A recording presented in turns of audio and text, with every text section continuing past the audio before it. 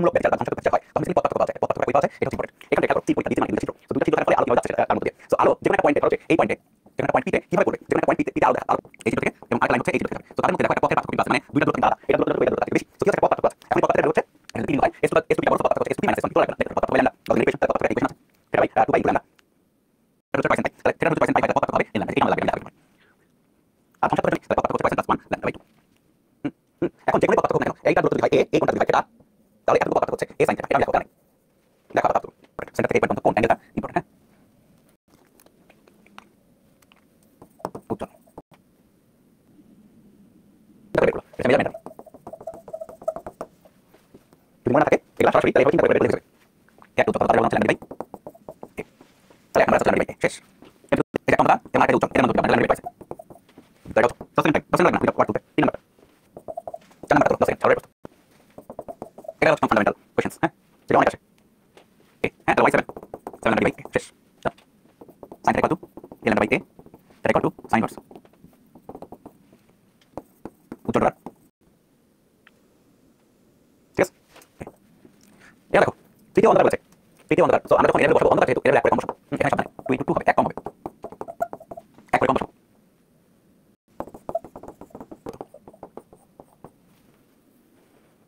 এটা 90 ডিগ্রি তাহলে n তম সর্বোচ্চ n n লাগবে তাহলে a sin 90 ডিগ্রি সিস্টেমটা দেখো এক পাশে যা অপর পাশে কোথায়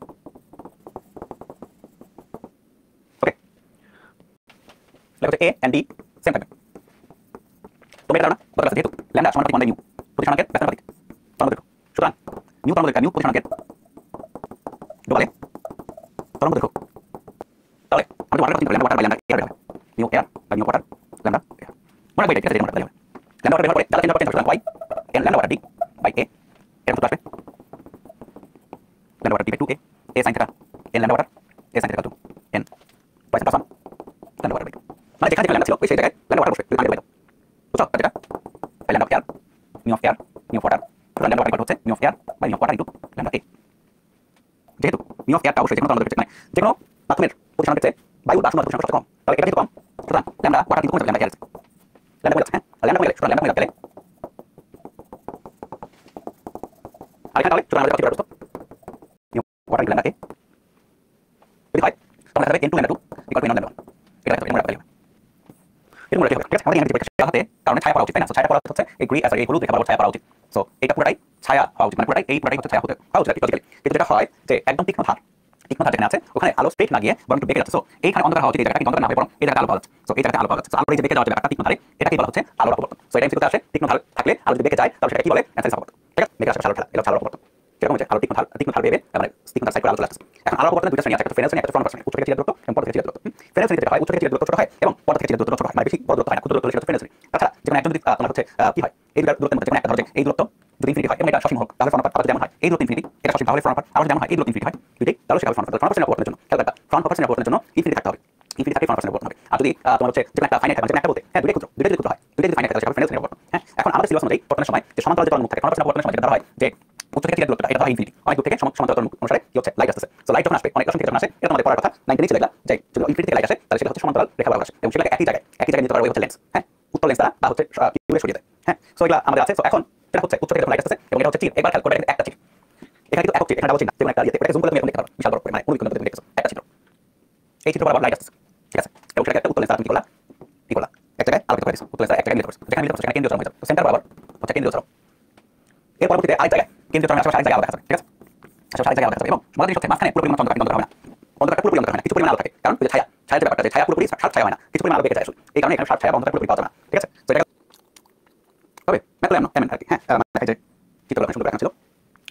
গ্রেডিং জিনিসটা হচ্ছে এরকম আমরা যে শাওয়ারে গোসল করি শাওয়ারটা চম্পক গ্রেডিং পানি গ্রেডিং মানে গ্রেডিং তোমাদের যারা হচ্ছে রান্না করে আমাদের মা বোনেরা যারা রান্না করে বাসায় তাদের কিছু আলু বা কপি বাঁধাকপি এটা জিনিস ছিল আসলে অপসাইড এরকম খাঁচা থাকে অপসাইড থেকে খাঁচা মানে তো যেরকম শাওয়ার তো এরকমই আলো গ্রেডিং আছে হ্যাঁ আলো গ্রেডিং করা হয় আলো তরঙ্গের কাছাকাছি আলো তরঙ্গের ন্যানোমিটারের কাছাকাছি চিত্র ছোট একদম ক্ষুদ্র অনুক্ষণিক চিত্র থাকে হ্যাঁ চিত্রের আলো তরঙ্গের কাছাকাছি অনুক্ষণ তুমি দেখতে পারো এখানে ছোট ছোট চিত্র আছে ছড়াই দাও চিত্র থাকলে ম্যাট্রিক্স পাওয়া যাচ্ছে আগে চিত্রটা লাগবে চিত্র থাকলে যেটা হবে চিত্র থাকলে এই তো এই কাহিনী হবে আমার এই ছবিটা লাগবে অন্তত এখানে চিত্র আছে এখানে লাইট এসে পড়তেছে ঠিক আছে এখানে লাইট এসে পড়তে আসার কারণে যেটা হবে যেটা তরঙ্গের কাছাকাছি চিত্র অপবর্তন থাকে এটা অপবর্তন হওয়ার সময় সাদা আলো যদি আসে সাপোজ সাদা আলো আসলো সাদা আলো যদি আসে সাদা আলো কিন্তু 7টা বর্ণের সমষ্টি রংগুলো 7টা বর্ণের সমষ্টি সবগুলো তরঙ্গের ভাগ হয়ে যাবে বিশ্লেষণ থাকে সাদা লাইট n = 1 মানে হচ্ছে এক পাশে মাইনাস মানে আরেক পাশে n = 2 এক পাশে ওই পাশে দেখানো হয়নি সাদা আলোকে বিশ্লেষণ করতে পারছো। সো এগুলা রিয়েল লাইফে অনেক মানে অ্যাপ্লিকেশন আছে যেখানে পড়ানো আছে তোমার মনে পড়ে না। এটা অনেক ম্যাথ হয়ে যাবে। ইউজ করে দেখতে পারো। ঠিক আছে?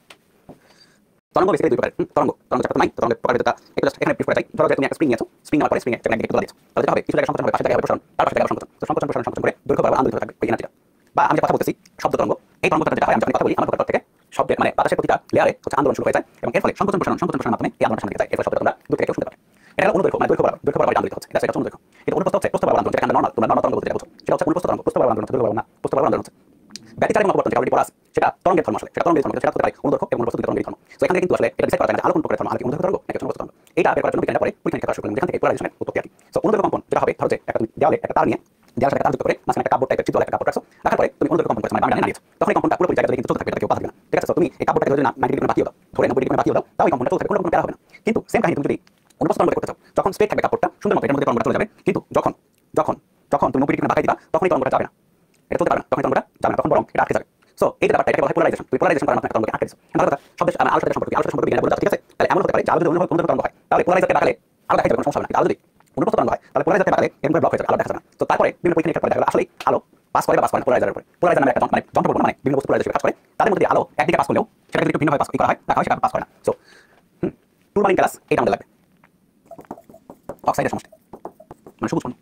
পোলারাইজার বর্ণ হচ্ছে সবুজ, পোলারাইজার হচ্ছে এই আলোর তল আসলে বিভিন্ন দিকে চারিদিকে আন্দোলিত হয়। আলোর যে এইগুলো তরঙ্গগুলো এখানে আসলে তড়িৎ তরঙ্গ বেশি থাকে, চুম্বক তরঙ্গের আসলে আমি কম, তড়িৎ তরঙ্গের অ্যান্টিচিক্লন বেশি হয়। এই দিকে আলো করছে, তো এই দিকে আলো, ঠিক আছে? লাইট এই দিকে আলো কথা বলছো, একদিকে আলো করবে লাইটকে, অন্যদিকে আলো করবে, সো লাইটের উজ্জ্বলতা কমে যাবে। এখানে উজ্জ্বল, এখানে উজ্জ্বল কম থাকবে। সো পাশে তো সন্দেহ হচ্ছে এটা বোঝানো হচ্ছে ডটের মাধ্যমে। ডট মানে কোনো জায়গা বের হচ্ছে, ঠিক আছে? ডট মানে কোনো কিছু বের হয়, একটাই বড়। সো লাইট দুই যাচ্ছে, আনপোলারাইজড লাইট, ওরকম পোলারাইজেশন এখন হয়নি। এখানে আসার পরে পোলারাইজেশন আসার পরে এটা পাস হয়ে যাবে, এটা পাস হবে, কিন্তু এইটা পাস হবে না। সো এইটা পাস হচ্ছে, এইটা পাস হচ্ছে না। সো এই যে অসমবর্তিত আলোকে বলা হয়, মানে যেটা পোলারাইজেশন হয়, পোলারাইজেশন হয়নি সেটাকে বলা হয় অসমবর্তিত আলো। আর যেটা পোলারাইজেশন হয়েছে সেটাকে সমবর্তিত আলো অথবা একটা তলে সমবর্তিত বা তল সমবর্তিত আলো বলা হচ্ছে, একই জিনিস, তল সমবর্তিত আলো বলা হচ্ছে। ঠিক আছে? সমবর্তিত যাওয়ার সময় অর্ধেক হয়ে যাবে I0/2। তল এই যে এই অক্ষরটা ছিল বাই 2 I0/2 হোল স্কয়ার, এই জিনিসটাকে বলা হচ্ছে ম্যালাসের সূত্র। সো অসমবর্তিত আলোর সমবর্তিত